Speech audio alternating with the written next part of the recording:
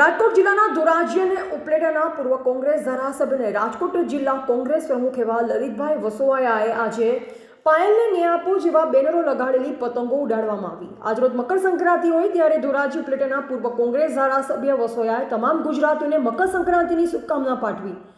પતંગમાં પાયલને ન્યાય આપો જેવા લખાયેલા પતંગો આજરોજ ઉડાડવામાં આવેલ અને જ્યાં સુધી પાયલને ન્યાય નહીં મળે ત્યાં સુધી આ લડત ચાલુ રહેશે તેમ જણાવેલ।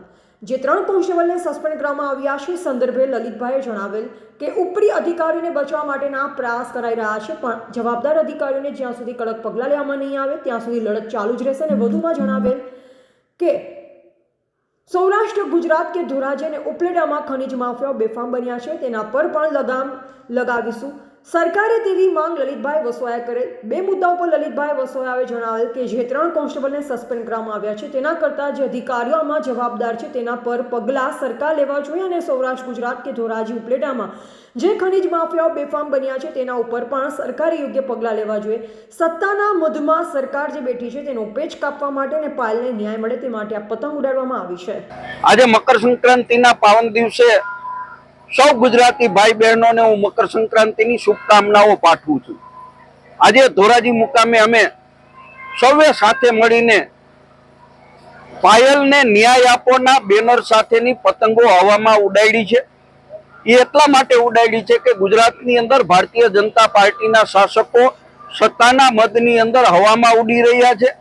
એના સુધી પાયલને ન્યાય આપવાનો લોક માગણીની વાત એમના સુધી પહોંચે એટલા માટે અમે આ પતંગ ઉડાવી છે। ગ્રાઉન્ડ લેવલ ઉપર અનેક આંદોલનો થયા, અનેક સામાજિક આગેવાનો, રાજકીય આગેવાનોએ માગણી કરી, છતાં સરકાર કોઈ પગલાં લેતી નથી। એટલે ના છૂટકે અમે હવામાં પાયલને ન્યાય આપવાના પતંગો ઉડાડ્યા છે।